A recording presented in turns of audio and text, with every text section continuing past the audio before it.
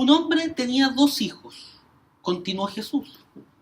El menor de ellos le dijo a su padre: papá, dame lo que me toca de la herencia. Así que el padre repartió sus bienes entre los 2. Poco después, el hijo menor juntó todo lo que tenía y se fue a un país lejano. Allí vivió desenfrenadamente y derrochó su herencia. Cuando ya lo había gastado todo, sobrevino una gran escasez en la región y él comenzó a pasar necesidad. Así que fue y consiguió empleo con un ciudadano de aquel país que lo mandó a sus campos a cuidar cerdos. Tanta hambre tenía que hubiera querido llenarse el estómago con la comida que daban a los cerdos, pero aún así nadie la daba. Por fin recapacitó y se dijo: ¿cuántos jornaleros de mi padre tienen comida de sobra y yo aquí me muero de hambre? Tengo que volver a mi padre y decirle: papá, he pecado contra el cielo y contra ti, ya no merezco que se me llame tu hijo, trátame como si fuera uno de tus jornaleros. Así que emprendió el viaje y se fue a su padre.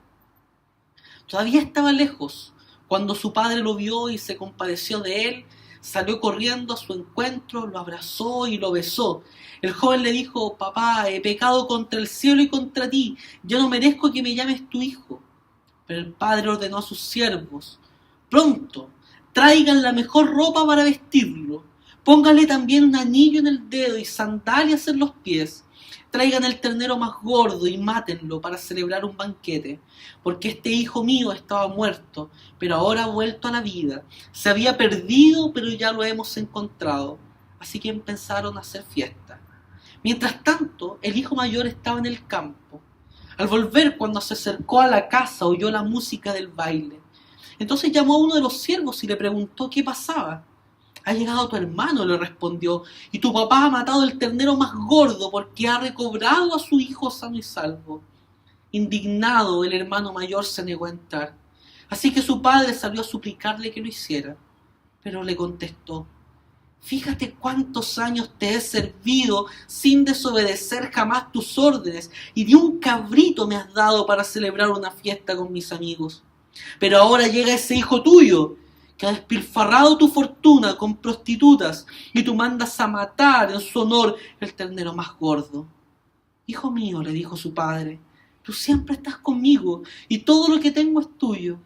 Pero teníamos que hacer fiesta y alegrarnos, porque este hermano tuyo estaba muerto, pero ahora ha vuelto a la vida. Se había perdido, pero ya lo hemos encontrado. Amén. Pecado y arrepentimiento. Es el quinto mensaje de esta serie. Pecado y perdón, necesarias verdades incómodas. Y estamos frente a una parábola que es muy conocida. Regularmente, probablemente sea una de las parábolas más conocidas de las que contó Jesús. Es conocida como la parábola del hijo pródigo o del hijo perdido, como aparece en el subtítulo de la Nueva Versión Internacional. Aunque en un esfuerzo de comprender mejor esta parábola, otras personas le han dado otros títulos que hacen más justicia a la parábola. De hecho, se la ha llamado también la parábola de los 2 hijos, la parábola de los 2 hermanos, la parábola del padre que espera. Me gustó ese título, muy bonito, la parábola del padre que espera. También se le ha llamado la parábola del hermano insensible. Ahora, yo prefiero, dentro de todos los títulos que se le ha dado a esta parábola, el título dado por Henry Nouwen, cuando llama a esta historia como la historia de 2 hijos y su padre. Porque, a mi gusto, hace justicia a esta historia relatada por Jesús, invitándonos a poner atención no solo en el que llamamos el hijo pródigo, en el hijo menor, sino que también en el hijo mayor y, por supuesto, en el padre. Y de hecho, es lo que haremos en este sermón y en los 2 sermones siguientes. Vamos a dedicar este mensaje al hijo menor. La próxima semana vamos a hablar del hijo mayor. Y de ahí, la subsiguiente semana, en el penúltimo mensaje de la serie, vamos a hablar del padre. Entonces, muy importante tener en cuenta el contexto de esta parábola. Al igual que la parábola de la oveja perdida y la de la moneda perdida, este relato viene a responder las quejas que los fariseos tenían acerca de Jesús. Miren lo que dice el versículo 1 al 3 del capítulo 15 que hemos leído. Dice: muchos recaudadores de impuestos y pecadores se acercaban a Jesús para oírlo. De modo que los fariseos y los maestros de la ley se pusieron a murmurar: este hombre recibe a los pecadores y come con ellos. Él entonces, hablando de Jesús, les contó esta parábola. Entonces, Jesús viene a responder a la actitud de los fariseos. De hecho, por eso es muy importante que no solo pongamos atención en el hijo menor, sino también en el hijo mayor y en la actitud que tiene el padre acerca de sus dos hijos. ¿Quiénes eran los recaudadores de impuestos para que los fariseos se enojaran tanto de que Jesús estuviera con ellos? Eran judíos que estaban al servicio del Imperio Romano, cobrando un porcentaje de las ganancias recibidas a sus conciudadanos, a sus hermanos de tierra, a sus hermanos de país. Entonces, por la gente, eran considerados unos traidores a la patria, a la tierra de sus padres. Y de hecho, además de cobrar impuestos para un imperio invasor, ellos tenían la fama de ser ladrones, porque aumentaban las tasas de los impuestos para obtener riquezas con ellos. Además de eso, no observaban las leyes morales de la Biblia ni las leyes de pureza ceremonial que mandaba el Antiguo Testamento para vivir en el templo, y seguida muy fervientemente por los religiosos judíos de la época. Entonces vivían vidas desenfrenadas, dejaron su hogar, tal cual como el hijo menor de esta parábola, al abandonar la moralidad tradicional de sus familias, y también dejaron de vivir conforme a la sociedad respetable. Es muy interesante que este texto, al igual que otros textos del Nuevo Testamento, mencionan a los cobradores de impuestos junto con los pecadores. O sea, personas de mala reputación, que no vivían bajo los estándares morales de Israel. Inclusive, más específicamente, con prostitutas. Pues ningún padre de familia habría estado dispuesto a dar alguna de su hija en casamiento con estos hombres. Por lo tanto, era relación totalmente normal de la época un publicano, un cobrador de impuestos, con una prostituta, porque vivían también afuera de la ciudad, vivían apartados de la sociedad de la época, eran despreciables sujetos según las personas que vivían conforme a ellos. Entonces, los fariseos, quienes se consideraban a sí mismos como continuadores y herederos de Moisés, que defendían la ley y buscaban cumplirla, incluso diezmando de la menta, del comino, hasta lo más mínimo buscaban cumplir la ley, no comprendían que Jesús aceptara que los publicanos, que estos recaudadores de impuestos se acercaran a Él, y aún más, que comiera con ellos. Es que Jesús es muy distinto a lo que nosotros lo imaginamos. Regularmente nosotros confundimos a Jesús con las instituciones que lo representan. Esas instituciones y personas que levantan una lista de moral tan grande, tan elevada, que es una pesada carga que nadie puede llevar.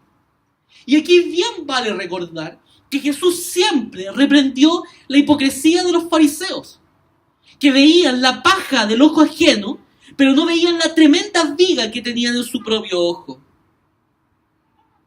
Y de hecho Jesús llamaba a eso hipocresía, literalmente hipocresía.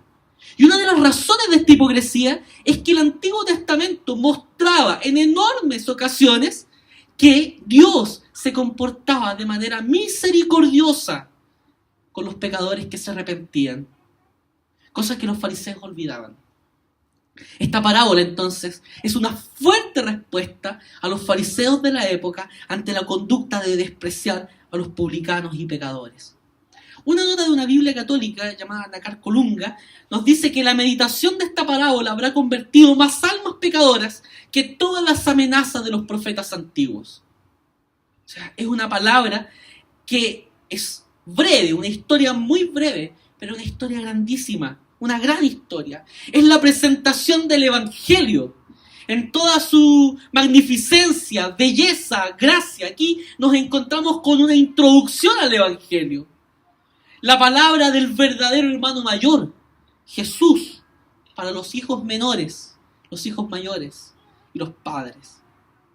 Hoy la invitación de esta mañana es que concentremos nuestra mirada en el primer acto de esta historia, en el que nos habla del hijo menor. La pregunta de hoy entonces, ¿qué nos dice la Biblia acerca del hijo menor, sobre el pecado y sobre el arrepentimiento? En primer lugar veremos el hijo menor y su proyecto pecaminoso. Los versículos 11 al 13 nos dicen así: un hombre tenía 2 hijos, continuó Jesús. El menor de ellos le dijo a su padre: papá, dame lo que me toca de la herencia. Así que el padre repartió sus bienes entre los 2. Poco después, el hijo menor juntó todo lo que tenía y se fue a un país lejano. Allí vivió desenfrenadamente y derrochó su herencia. Hijo pródigo. La palabra pródigo, según el diccionario de la Real Academia Española, tiene varias acepciones. Y las 2 primeras acepciones de esta palabra calzan muy bien con la personalidad de este hijo menor. Dice la primera: dicho de una persona que desperdicia y consume su hacienda en gastos inútiles, sin medida ni razón. Probablemente este significado surgiera inmediatamente de la parábola. La segunda acepción dice y que desprecia generosamente la vida y otra cosa estimable. También calza muy bien con la personalidad de este hijo, que presenta una inusual petición. Y además, no solo inusual, sino que ofensiva petición. Papá, dame lo que me toca de la herencia. Uno cuando piensa en una herencia, porque el problema del ofensivo de esta petición no es que el hijo pensara en una herencia. Yo creo que más de alguno de ustedes y de mí también nos hemos pensado en alguna propiedad, en alguna cosa que tengan nuestros padres, nuestro antepasado y que en algún momento podríamos tener para nosotros. Porque no solo heredamos los dolores de cabeza y las enfermedades que nos han traspasado nuestras familias, ¿cierto? Queremos heredar otras cosas más bonitas. Entonces, el problema no era ese. El problema es que la herencia siempre es una gratificación diferida. Es algo que viene para más adelante. Pero este hijo quería la herencia ahora mismo, ahora ya. Y ahí está una de las raíces del pecado. Porque la existencia de los deseos no implican su inmediata satisfacción.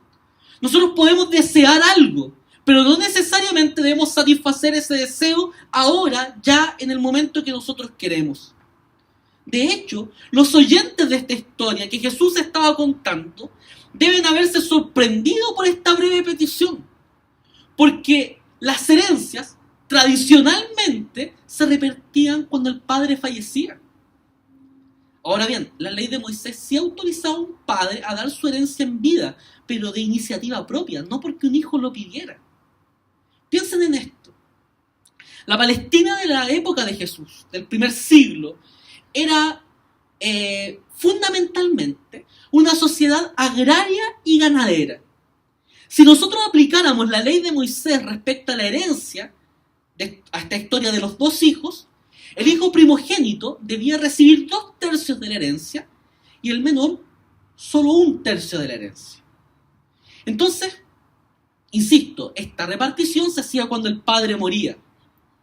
Entonces, cuando el hijo pide esta herencia, pasan 2 cosas. Primero que todo, el hijo está actuando de manera irrespetuosa con el padre. Esto de decirle: papá, quiero mi parte de la herencia, es como si le dijera: me sirves más muerto que vivo. Mi corazón ya no está palpitando con el tuyo. Me quiero ir de esta casa. Este hijo no siente amor por el padre. Y por eso comete la imprudencia de insultarlo, de faltarle el respeto. Este es un hijo que se cansó de la relación con el padre porque lo único que veía en él era un beneficio económico futuro. En buen chileno, lo que este hijo menor está haciendo es morder la mano que le dio de comer. Quienes escuchan esta historia, en esta cultura, sienten rabia de inmediato frente a este hijo menor, porque es un hijo ingrato e insolente. Pero increíblemente pasa una segunda cosa. El padre responde con generosidad a su hijo. Un padre de familia de la época de Jesús, ante una petición como esta, ¿saben lo que hubiera hecho? hubiera sacado a su hijo de la casa a punta de patadas. Lo hubiera golpeado. Eso era la única herencia que un hijo insolente hubiera recibido en esa época. Pero lo que este padre hace es vender una tercera parte de su propiedad y dar liquidez a este fruto de la tierra y de su ganado para que este hijo recibiera lo que estaba pidiendo. Para ver lo potente de esta realización, vemos que la NBI dice aquí en este texto, dice, así que el padre repartió sus bienes entre los dos. El hijo mayor, como se quedó en casa, hizo no efectiva en términos estrictos su posesión. El hijo menor es quien recibe esta parte de la propiedad con liquidez. Pero fíjense que la palabra bienes en el texto en griego es bios. A mí me gusta mencionar palabras en griego en el sermón porque es muy quebrado. Pero este bios está en el ámbito habitual por la biología, ¿cierto? Entonces, el bios significa vida. Lo que el padre estaba entregando cuando repartió sus bienes era su propia vida. Para la sociedad de la época agrícola, hacendal, la tierra era algo fundamental, era aquello que daba identidad, era aquello que daba honor, que daba prestigio, una posición social. Cuando este padre reparte una parte de su tierra, lo que está haciendo es repartir una parte de su vida, está perdiendo un poco de su honor. Además de ver el rechazo al amor que él le había dado a su hijo. ¿Qué sientes tú cuando escuchas esta parábola? ¿Te molesta? Yo creo que a mí me molesta esta historia. Me da rabia. Pero bueno, esta historia no es solo para mostrarnos la actitud de publicanos y pecadores, sino la actitud de nosotros mismos cuando estábamos sin Dios. Sin Dios porque no teníamos salvación y sin Dios porque en la práctica, en muchas ocasiones nos hemos alejado de Él. Sigamos con esta historia. Veamos la salida del hogar y la vida en un país lejano. Dice, poco después el hijo menor juntó todo lo que tenía y se fue a un país lejano. Allí vivió desenfrenadamente y derrochó su herencia. El hijo, sin ningún sentido de previsión, tomó todo lo que creía que era de él, hizo sus maletas y se fue de la casa. El texto daría luces de que este hijo se fue sin siquiera despedirse. Ahora, era una costumbre en la época de Jesús que los jóvenes de familia acaudalada se fueran a Roma o a Antioquía a vivir los placeres de las ciudades grandes de la época. Algo así como vivir en Nueva York en la actualidad, en el desenfreno y toda la fiesta y la rica vida cultural que se da en la ciudad y ya no en el campo. Ahora, ¿por qué este hijo no se quedó en el hogar? Porque podría haber recibido la parte de su herencia y haber malgastado las cosas y haber vivido como quería estando allí. Porque estar fuera de casa es dejar de lado todas las convenciones que rigen la vida familiar. Uno lo ha hecho, ¿cierto? Cuando ya ha dejado de vivir en la casa de los papás, ¿qué es lo primero que hace? Deja inmediatamente aquellas normas de casa que no nos gustan. Y comenzamos a trazar nuestras propias normas, nuestras propias convenciones familiares. Bueno, lo que este hijo estaba haciendo era eso. Él lo que buscaba era libertad para vivir tan desordenadamente como él lo deseaba, porque nadie, según él, lo vería. Esta vida perdida era un corte radical con esa vida para una familia que consideraba cosas valiosas y sagradas. Este hijo desprecia, rechaza todo aquello, todo lo que el padre le había dado. Y de hecho es tanto su desprecio que es literal, que él derrocha todo lo que tiene, viviendo desenfrenadamente según este texto. ¿Acaso no actuamos así cuando pecamos? Cuando pecamos preferimos ocultarnos. Anhelamos oscuridad más que luz, porque nuestras obras son malas. Dejamos los grupos de nuestros amigos que nos rodean, porque esos amigos nos aconsejan, nos exhortan a que nos volvamos a Dios.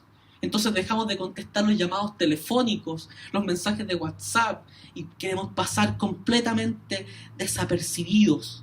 Nos apartamos de quienes nos pueden ver, porque creemos que así Nadie se va a enterar de lo que nosotros hacemos. Pero la palabra del Señor dice que no hay nada oculto que un día salga a la luz.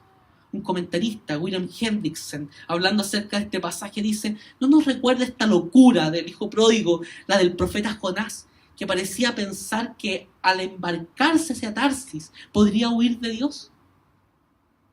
O sea, jamás podremos ocultarnos de la presencia de Dios frente a nuestro pecado, por más ciudades lejanas a las cuales nosotros nos vamos. Esto es una búsqueda sin sentido. Uno de los mayores hijos perdidos de la historia, llamado Friedrich Nietzsche, no sé si han escuchado acerca de él. Nietzsche, filósofo alemán, era hijo de un pastor luterano, pastor protestante. Este hijo, descarriado, que no sigue la enseñanza teológica de su padre, señalaba que el cristianismo proveía a las personas una moral de esclavos, por lo cual la gente debía liberarse de esa moral, gobernarse a sí misma. A eso se refiere con esto de ser un superhombre, que piensa fuera de todo mandato y razón de otro y se gobierna a sí mismo, que piensa en sí mismo. Por eso, ese superhombre, ese hombre independiente, autónomo, se deleita en declarar que Dios ha muerto. Eso no es otra cosa que la búsqueda de ser el propio Señor de la vida. Y como hemos dicho en sermones anteriores, la raíz más profunda del pecado es apartar la mirada de Dios que nos creó y ponerla en nosotros mismos, ensimismarnos, mirarnos el ombligo, estar allí siendo egocéntricos. Y el egocentrismo es autodestructivo, nos mata porque busca llenar vacíos, dar sentido, dar identidad en otras cosas que no te las pueden dar, porque el único que puede llenar el vacío de la vida es Dios. El Catecismo de Heidelberg, uno de nuestros emblemas de fe, dice lo siguiente en la primera pregunta: ¿cuál es tu único consuelo tanto en la vida como en la muerte? Y la respuesta de aquellos que hicieron este catecismo es contundente. Fíjense cómo responde a esta pregunta. ¿Cuál es tu único consuelo tanto en la vida como en la muerte? Responde: que yo, con cuerpo y alma, tanto en la vida como en la muerte, no me pertenezco a mí mismo, sino a mi fiel Salvador Jesucristo, que me libró del poder del diablo, satisfaciendo enteramente con preciosa sangre por todos mis pecados, y me guarda de tal manera que sin la voluntad de mi Padre Celestial, ni un solo cabello de mi cabeza puede caer. Antes es necesario que todas las cosas sirvan para mi salvación. Por esto también me asegura por su Espíritu Santo la vida eterna y me hace pronto y aparejado para vivir en adelante según su santa voluntad. Cuando yo estaba leyendo este texto, esto de dejar el hogar espiritual y vivir en un país lejano, es responder todo lo contrario a esta pregunta. Es comenzar a pertenecernos a nosotros mismos, buscando deleite en nuestra propia vida. Eso es ignorancia. Eso es la peor torpeza que nosotros podemos cometer. Y de hecho vamos a ver por qué es la peor torpeza. Versículos 14 al 16 dicen lo siguiente: cuando ya lo había gastado todo, sobrevino una gran escasez en la región y él comenzó a pasar necesidad. Así que fue y consiguió empleo con un ciudadano de aquel país que lo mandó a sus campos a cuidar cerdos. Tanta hambre tenía que hubiera querido llenarse el estómago con la comida que daban a los cerdos, pero aún así nadie le daba. Todo es vanidad, decía el predicador del Eclesiastés. Todo lo que hay debajo del sol y sobre la tierra es vanidad, porque perece, se acaba, se termina. Y el hijo menor gastó todo, se quedó sin nada, sin amigos ni nadie. Allí en esos momentos de dificultad, de mayor necesidad, es cuando se ven realmente los amigos, ¿cierto? O sea, no cualquier amigo te visita en la cárcel, no cualquier amigo te visita y sigue siendo tu amigo en la pobreza, en la escasez. Bueno, el hijo pródigo perdió todo, absolutamente todo. Y coincidentemente, en esas cosas que pasan de repente, como hoy día, que uno sale un poquito tarde y se topa con el taco por un accidente, ¿cierto? Bueno, coincidentemente, cuando ya no había plata en su bolsillo, nada para malgastar, vino una gran escasez en la región. Ya no había amigos, dinero, ni posibilidad de fiesta, porque no podría allegarse a alguien que quisiera seguir derrochando, porque vino pobreza, vino la carestía, vino la necesidad.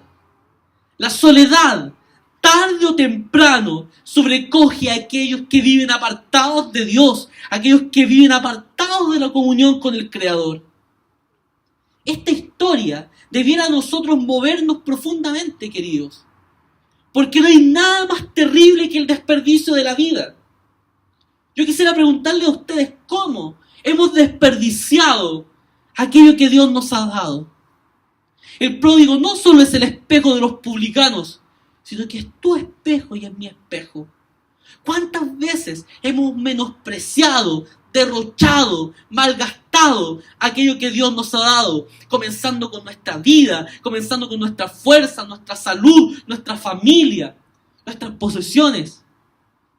Pensando solo en nosotros mismos y no en la comunidad, no en la extensión del reino, no en la alabanza y la gloria del nombre de Dios. El hijo pródigo estaba así y tuvo que hacer lo que él nunca antes había hecho.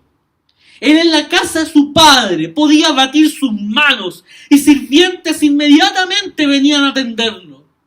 Él comenzó en esa ocasión a buscar un trabajo, a golpear puertas porque tenía la necesidad de comer y subsistir, cosa que él nunca antes había vivido, porque en la casa del Padre había abundancia de pan. Eso no era necesario para él.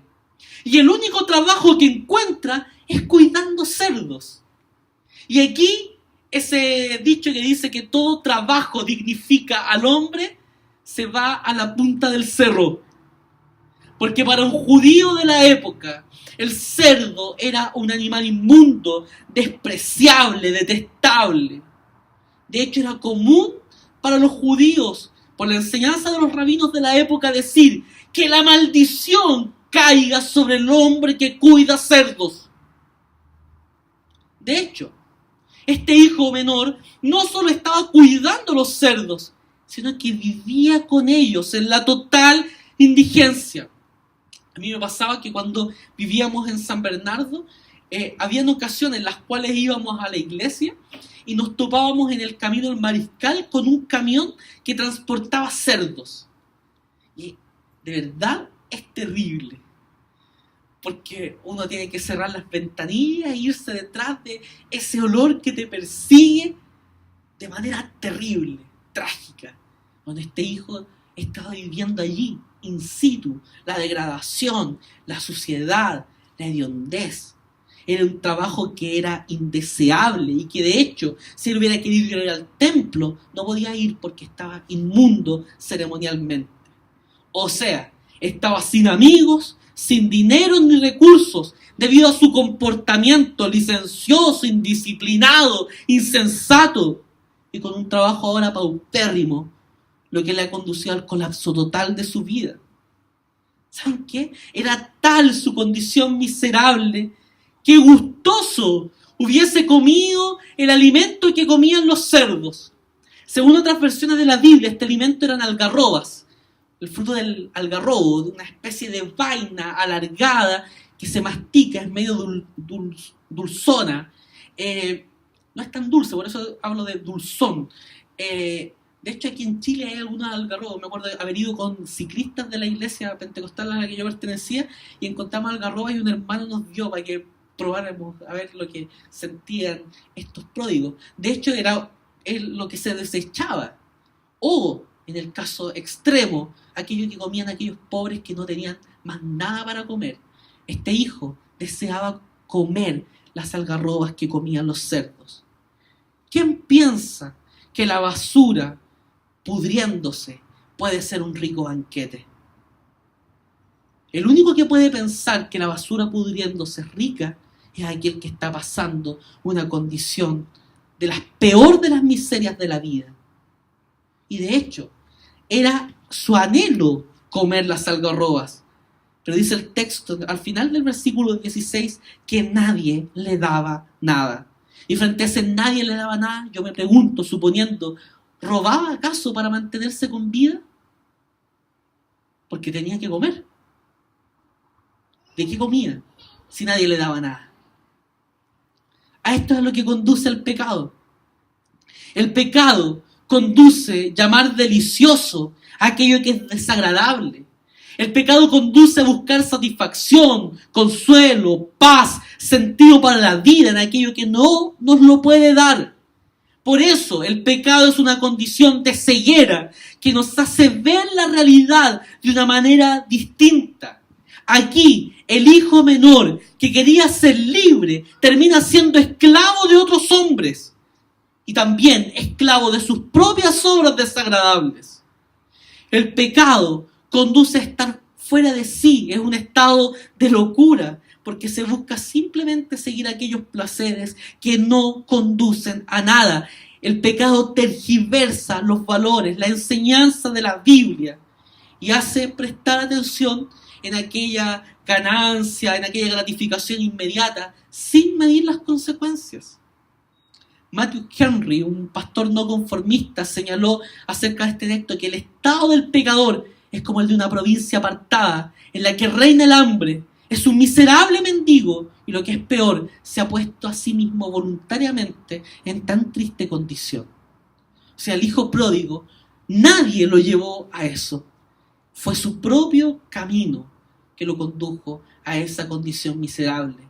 El proverbista dice, hay caminos que al hombre le parecen derechos, mas su fin es camino de muerte. Y más adelante dice, el avisado mira bien sus pasos, mas el necio se muestra insolente y confiado.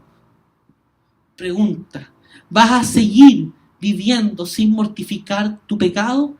A pesar de contar con la ayuda del Espíritu Santo para hacerlo, ¿vas a seguir conformándote a vivir mirando como agradable a aquello que no es agradable? Es necesario que recapacites. Y aquí vamos a llegar a que el hijo menor vuelve en sí. El hijo menor despierta de su letargo. Miren lo que dice el versículo 17. Por fin recapacitó y se dijo, ¿cuántos jornaleros de mi padre tienen comida de sobra y yo aquí me muero de hambre? Tengo que volver a mi padre y decirle, papá, he pecado contra el cielo y contra ti, ya no me merezco ser que se me llame tu hijo, trátame como si fuera uno de tus jornaleros. Este hijo menor despierta de su vida inconsciente, de pecado y desenfreno. Aquí la conciencia de él fue movilizada. Se dio cuenta que se estaba muriendo y que paso a paso iba hacia su propia destrucción. Y aquí tenemos que decir algo, que nadie vuelve en sí por sí solo. Es el Espíritu Santo que nos ayuda a despertar, quien despierta al pecador de este sueño que huele a muerte. Dios Espíritu Santo, se complace en salvar a las personas que viven en corrales mugrientos de cerdos. El hijo menor experimenta lo que en la historia de la iglesia se llama avivamiento, este volver al hogar, este volver al evangelio. Y de hecho él mismo se predica aquel mensaje diciendo, en la casa de mi padre hay comida de sobra y yo aquí me muero de hambre. ¿Dónde se ve que este hijo se arrepiente? Cuando ve que su propio camino le está llevando a la muerte. Arrepentirse es rechazar el pecado, es reconocer que se está ofendiendo a Dios y es un cambio de mente. Este hijo menor reconoce su indignidad de volver a casa. Miren, de hecho nota que los jornaleros viven mejor que él. Un jornalero era una persona que no tenía estabilidad laboral, porque como su nombre lo dice, trabaja por una jornada. Entonces puede que a la siguiente jornada, al siguiente día, no haya trabajo para él. Aún esas personas que trabajaban por el día estaban en una mejor condición, en un mejor pie que su propia vida. Y él se ve a sí mismo como un desheredado, como uno que merece vivir como un siervo más. Él ve que ha perdido su dignidad de hijo. Por eso cuando llegue a su casa le va a decir: hazme como a uno de tus jornaleros. Él no quiere pedir que el padre le vuelva a su condición original. De hecho, según la enseñanza rabínica de la época, él busca retribuir, reparar el daño que él había hecho. Por eso se ofrece a trabajar. ¿Para qué? Para saldar la deuda que le había causado a su padre. ¿Cómo se nota que se ha arrepentido? En que nota que él ha pecado tanto contra su padre. Dice: me levantaré, iré a mi padre y le diré: Padre, he pecado contra el cielo y contra ti. Él ha pecado contra su padre. Y también ha pecado contra el cielo. Esta palabra cielo era una palabra que reemplazaba el nombre de Dios. Los judíos tenían mucho miedo de tomar el nombre de Dios en vano, de violar el tercer mandamiento. Y este hijo ocupa cielo para referirse a Dios. Él ha pecado contra Dios. Henry Nouwen, en un libro hermoso que estuve leyendo para la preparación de este sermón, que se llama El regreso del hijo pródigo, meditaciones ante un cuadro de Rembrandt. El afiche de nuestra serie Mensaje tiene ese cuadro del padre abrazando al hijo pródigo. Él dice en este libro: solo cuando tenga el coraje de profundizar en lo que significa dejar el hogar, podrá entender de verdad lo que es volver a él. Cuando pensamos lo que significa apartarnos de Dios, entendemos el gozo, la dicha, la paz que produce el volver a casa. Aquí el arrepentimiento implica acciones. Este hijo se levanta y emprende el viaje para encontrarse con su padre. Y aquí me gusta mucho lo que dice John Stott en su libro La Cruz del Rey. Él dice: una conciencia de culpa es una gran bendición, pero solamente si nos impulsa a volver al hogar. El Espíritu Santo nos constriñe, nos amonesta en nuestro pecado y produce esta sensación de culpa en nuestra vida. Pero esa sensación de culpa solo es bendición cuando tú te levantas y quieres volver a casa.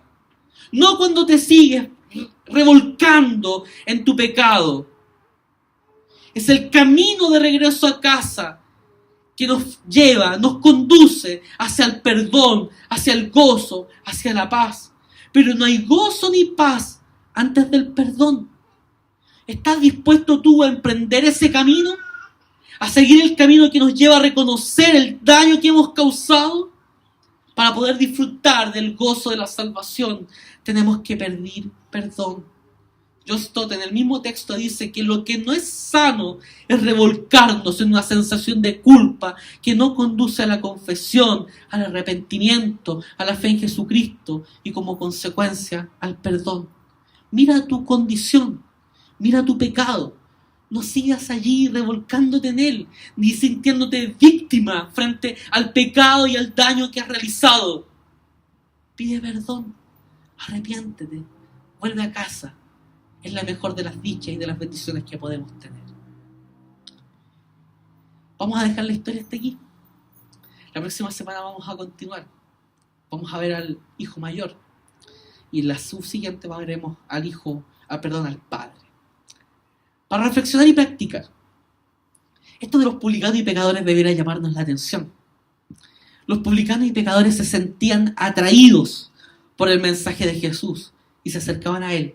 Eran como este hijo pródigo que se había marchado del hogar, que había derrochado sus bienes, que había vivido en el desenfreno y que estaba en una condición pútrida, miserable de pecado. Pero Jesús, que ve a estos publicanos y pecadores, los recibe, come con ellos, aún a cuestas de cargar una enorme mala reputación. Se fijan en ese dicho que dicen, sobre todo las mamás, que son el primer agente de control social de la vida pública. Esto de, dime con quién andas y te diré quién eres. Jesús andaba con publicanos y pecadores, y de hecho tenía a uno de ellos como su discípulo, a Mateo. Así que el dicho ahí no cabe en Jesús. Por eso los fariseos decían que era un comilón y bebedor de vino. Timothy Keller, en su libro El Dios Pródigo, presenta la siguiente reflexión acerca de esto y me gustaría que pusiéramos atención. Las enseñanzas de Jesús atraían sin cesar a los irreligiosos de aquella época, mientras que ofendían a los religiosos y creyentes en la Biblia. Sin embargo, y en términos generales, hoy por hoy, nuestras iglesias no producen ese efecto. El tipo de personas marginadas que Jesús atraía no se sienten atraídas a las iglesias contemporáneas por más progresistas que éstas sean. Nuestra tendencia es atraer personas conservadoras, acartonadas y moralistas. Yo no me hubiera atrevido a decir esto en el sermón porque la gente se duele con estas cosas, así que por eso cité a Keller, ¿ya? Es Keller quien lo está diciendo. Los licenciosos y liberados, los fracasados y marginales evitan la iglesia, lo cual solo puede significar una cosa. Si la predicación de nuestro ministerio y las prácticas de nuestros parroquianos no tienen el mismo efecto sobre las personas que tuvieron las de Jesús, entonces no debemos estar difundiendo el mismo mensaje que Él difundió. Si nuestras iglesias no son atractivas para los hermanos menores, es porque deben estar más llenas de hermanos mayores de lo que nos gustaría creer. Miremos nuestra realidad. Miremos a quién le presentamos el Evangelio. Quisiéramos siempre invitar a gente de bien, a gente linda como nosotros, a gente que se porta bien, a gente moral. No esa gente que vive en inmoralidad, a cual le restregamos el pecado encima. No siendo luz que alumbra, sino luz que encandila. De hecho, quisiera también retractarme de algo. Yo siempre he hablado de Flanders como el perfectirijillo, que es luz que encandila. Y a mí me llama mucho la atención que a pesar de la vida perfectirijilla de Flanders, él nunca ha buscado el daño de Homero, salvo en 2 ocasiones, pero de las cuales él se ha arrepentido y ha pedido perdón. Nosotros debemos pedir perdón por esa conducta moralista, acartonada, perfecta, conservadora, que hace que la gente, que es como los publicanos y los pecadores, como este hijo menor, se aleje de la comunidad. Cristo quiere recibir a esas personas con sus brazos abiertos. La iglesia no es para gente como nosotros. La iglesia es para todo tipo de personas. Debemos buscar que la predicación del Evangelio alcance a todos. Los hijos menores también, presentemos esta reflexión y el camino del autodescubrimiento para librarnos también de esta conducta. Para los hijos menores, los individuos deben ser libres de perseguir las propias metas, el desarrollo personal, sin importar lo que las costumbres y las convenciones de una época digan. Por eso, para ellos, el mundo es mejor cuando es libre de prejuicios, libre de autoridades y de las barreras a la libertad personal. Ojalá esas barreras no existieran. ¿Y qué es lo que pasa cuando uno ve a ese tipo de personas? Las otras personas consideran que estos son inmorales, gente que hace lo que quiere. Reflexionemos, ¿somos como hijos menores o nos estamos comportando más como hijos mayores? Y frente a eso, ¿cómo nos relacionamos con los hijos menores? ¿Los consideramos inmorales? ¿Les restregamos el pecado? ¿O actuamos con misericordia, con cordialidad? La Biblia nos apunta a tener misericordia. Misericordia quiero y no sacrificio. El conocimiento de Dios más que holocaustos. Este texto nos presenta una enseñanza acerca de la gracia. El versículo 24 que leímos al comienzo dice que muestra una radiografía del hijo menor hecha por el padre. Él dice que este hijo mío estaba muerto, pero ahora ha vuelto a la vida. Se había perdido y ya lo hemos encontrado. Esto de ser perdido es una metáfora del pecado, y ser encontrado es el rescate, la salvación que el Señor hace en la vida. Jesús vino a salvar y a sanar, no a aquellos que no necesitan de doctor, sino a aquellos que están perdidos. Él vino a buscar y a salvar lo que se había perdido. Pregunta, ¿deseas volver a casa tanto como este hijo perdido? ¿Te atreves a arrodillarte frente al Padre y pedir perdón por tus pecados? Pedir nada más que misericordia.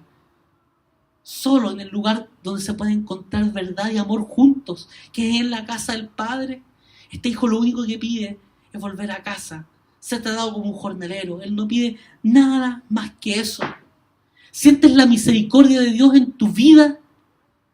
¿Consideras que así como Dios ha sido misericordioso contigo, es misericordioso también con aquellos que pecan contra ti, que te dañan y que te ofenden? Porque nos gusta a nosotros recibir misericordia.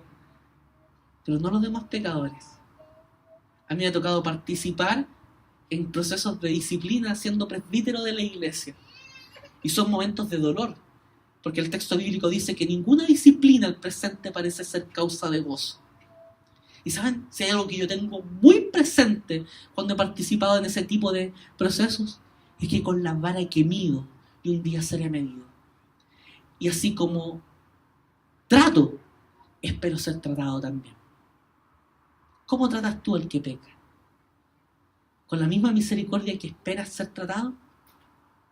Recuerda, un pecador arrepentido agrada mucho más a Dios que un fariseo que se conforma con cumplir rituales y ceremonias. Ojalá seamos como este hijo menor, no en su vida, no en su proyecto personal individualista, sino en esta actitud de despertar, de volver en sí, de levantarse y de ir a casa a buscar el perdón del Padre.